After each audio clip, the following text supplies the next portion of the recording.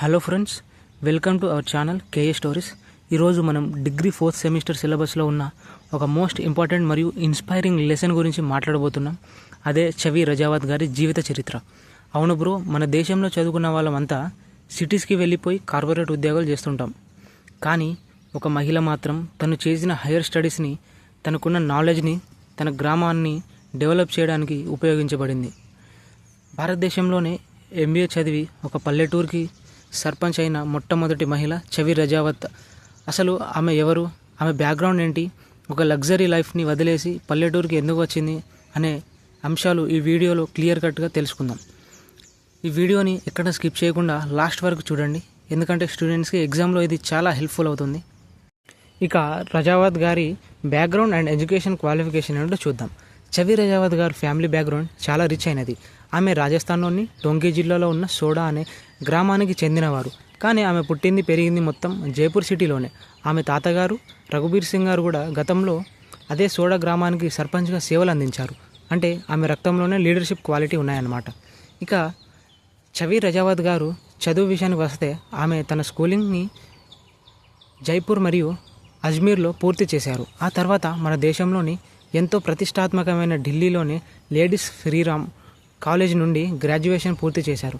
అంతటితో ఆగకుండా పూణేలోని famous Balaji institute of modern management నుండి ఎంబీఏ డిగ్రీ పట్టా కూడా అందుకున్నారు.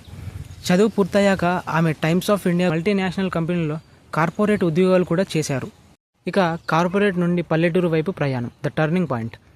మరి అంత మంచి జీవితం, సిటీలో లగ్జరీ లైఫ్, పెద్ద పెద్ద కంపెనీల్లో ఉద్యోగాలున్న చవి రజావత్ గారు సడన్గా సర్పంచ్గా అవ్వాలని ఎందుకు అనుకున్నారు? ఇక్కడే కథలో అసలైన ట్విస్ట్ ఉంది. చవి గారు సిటీలో ఎంత హ్యాపీగా ఉన్నా తన సొంత గ్రామం సోడాను మాత్రం ఎప్పుడూ మర్చిపోలేదు. ఆమె సెలవులకి ఊరికి వచ్చినప్పుడల్లా అక్కడ ఉన్న పేదరికం, కరెంట్ లేకపోవడం, నీళ్ళ సమస్యలు చూసి ఎంతో చలించకపోయారు. దేశం ఇంత డెవలప్ అవుతున్నా కానీ తన ఊరు మాత్రం ఇంకా వెనుకబడి ఉందని ఆమె చాలా బాధపడేవారు. సరిగ్గా 2010లో సోడా గ్రామం ప్రజలంతా ఆమె దగ్గరకు వచ్చి, నీకైతేనే ఈ ఊరిని బాగుపరిచే సత్తా ఉంది, దయచేసి మా ఊరికి సర్పంచ్గా పోటీ చేయి అని రిక్వెస్ట్ చేశారు. గ్రామస్తుల కోరిక మేరకు తన సొంత ఊరి రుణం తీర్చుకోవడానికి ఆమె తన కార్పొరేట్ కెరియర్ని వదిలేసి సర్పంచ్ ఎన్నికల్లో పోటీ చేసి భారీ మెజారిటీతో గెలిచారు. సోడా గ్రామంలో సాధించిన మార్పులు, development works of soda village.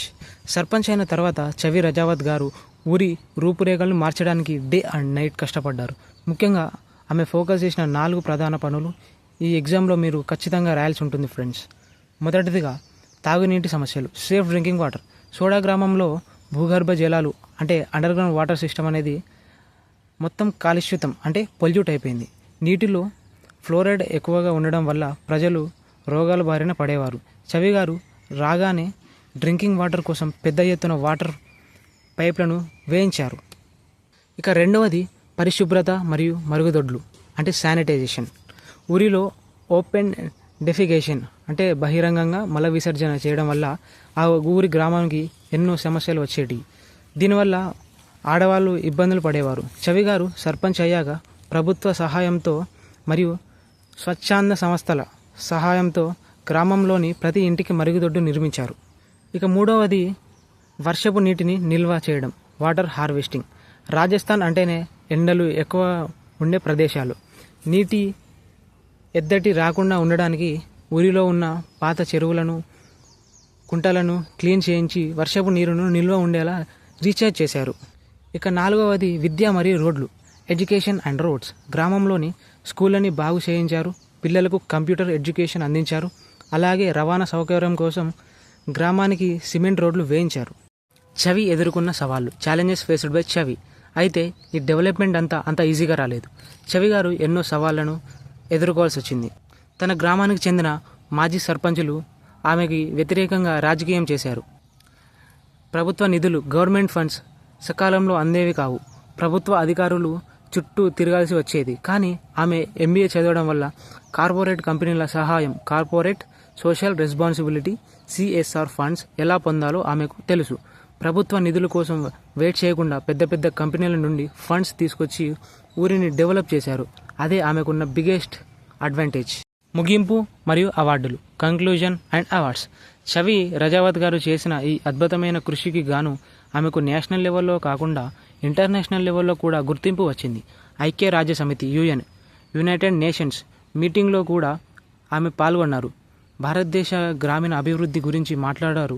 అలాగే మన దేశంలో ఎంతో ప్రతిష్టాత్మకమైన యువ ఐకాన్ యంగ్ ఇండియన్ లీడర్ అవార్డులు కూడా ఆమె అందుకున్నారు. సో ఫ్రెండ్స్, చవి రజావత్ గారి లెసన్ ద్వారా మనం నేర్చుకోవాల్సింది ఏంటంటే, సక్సెస్ అంటే కేవలం సిటీలో డబ్బులు సంపాదించడం మాత్రమే కాదు. మనం చదువుకున్న చదువు సమాజంలో ఒక మార్పు తీసుకురావాలనేదే ఈ పాఠ్యాంశం యొక్క ముఖ్య ఉద్దేశం. డిగ్రీ 4th సెమిస్టర్ ఎగ్జామ్ రాసే స్టూడెంట్స్ అందరికీ ఈ పాయింట్స్ అన్నీ చాలా బాగా హెల్ప్ అవుతాయి. ఈ వీడియో మీకు నచ్చినట్లయితే ప్లీజ్ లైక్ చేయండి. మీ ఫ్రెండ్స్ అండ్ క్లాస్మేట్స్ అందరికీ షేర్ చేయండి.